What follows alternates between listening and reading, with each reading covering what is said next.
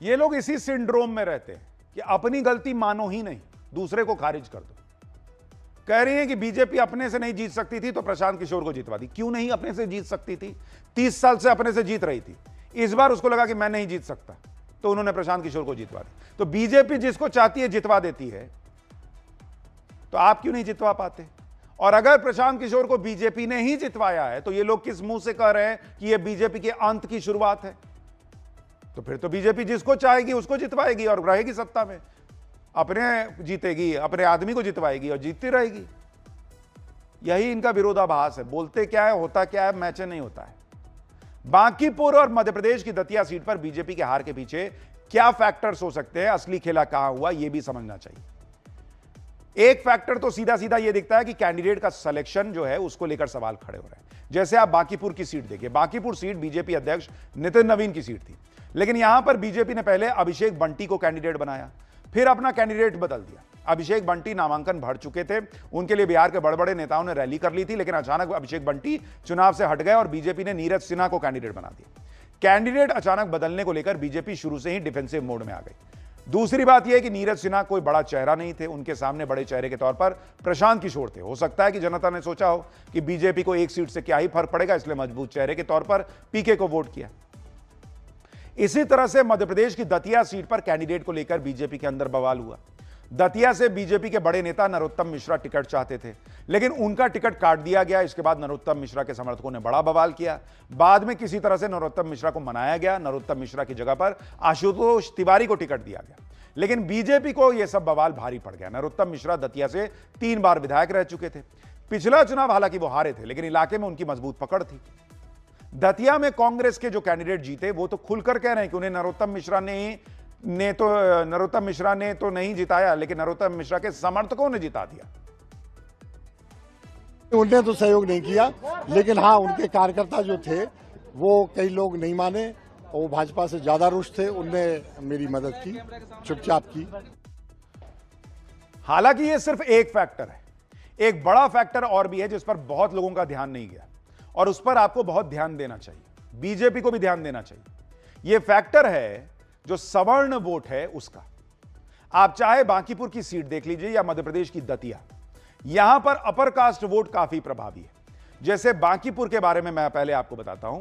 बांकीपुर की जो सीट है उसमें आपको समझना होगा कि खेला हुआ क्या और कैसे हुआ। बांकीपुर की अगर आप सीट देखेंगे, बांकीपुर इस सीट पर अगर आप देखेंगे, जो पटना का इलाका है, वहां अगर आप सवर्ण वोटर देखेंगे, वो सवर्ण वोटर है 37% बॉस।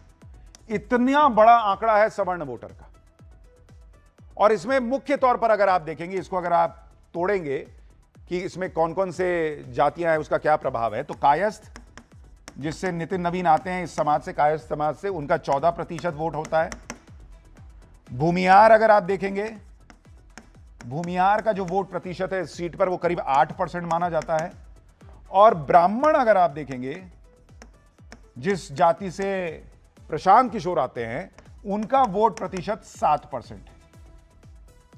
और राजपूत जो हैं वो हैं 5%। ये उनका प्रभाव है। तो वहां अगर आप देखेंगे, इस सीट पर अगर आपको बताऊं, बांकीपुर पे कुल वोट जो है, कुल वोट है 3.7 लाख, 3,70,000, ठीक है।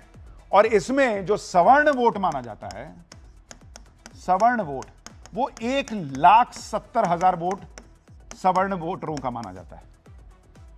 और बीजेपी की हार का मार्जिन कितना है, मान के चलिए, वो है करीब 19,324। अब ये बड़ा महत्वपूर्ण डेटा आपको बता रहा हूं कि एक ऐसी सीट जो बीजेपी का गढ़ रही है, वहां सवर्ण वोटर 37% के करीब रहा है। अगर वहां बीजेपी हार रही तो एक सवाल यह खड़ा होता है कि क्या सवर्ण वोट जो है वो बीजेपी से नाराज हो सकता है। यूजीसी का मुद्दा एक ऐसा मुद्दा था जिसके बाद यह पहला एक तरीके का लिटमस टेस्ट हो रहा था। तो क्या सवर्णों ने कुछ मैसेज देने की कोशिश की है, इसको बीजेपी को सोचना चाहिए, समझना चाहिए। दूसरी बात, इसी तरह से अगर आप दतिया देखेंगे, मध्य प्रदेश की दतिया सीट को अगर आप देखेंगे, वहां क्या प्रभाव रहा। इसको देखिए, दतिया सीट में जो सवर्ण वोटर है, वहां पर सवर्ण वोटर है 25%, 25%, और कुल सवर्ण वोट जो है, कुल सवर्ण वोट वो करीब 60,000 के करीब है, 60K। और बीजेपी की हार का मार्जिन, बीजेपी की हार का मार्जिन वो है करीब 6,000।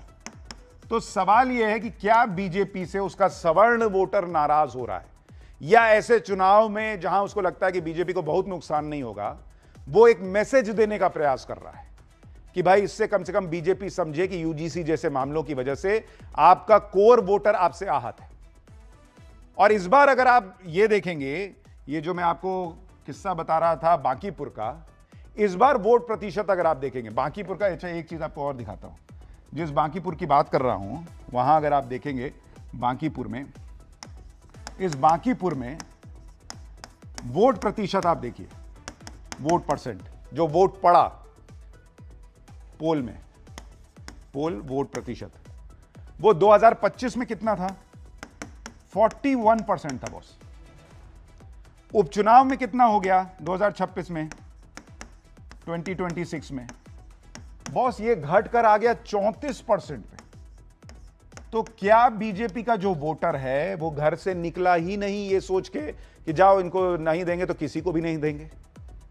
ये कुछ फैक्टर्स हैं। देखिए, कैंडिडेट को लेकर, सिलेक्शन को लेकर सवाल खड़े हो रहे हैं। दो ऐसी सीटें जहां सवर्ण बड़ा प्रभाव छोड़ता है नतीजों पर, वहां बीजेपी का हारना, बांकीपुर जैसे सवर्ण बहुल इलाके में अपने गढ़ में बीजेपी का हारना, बीजेपी के लिए मंथन का विषय है।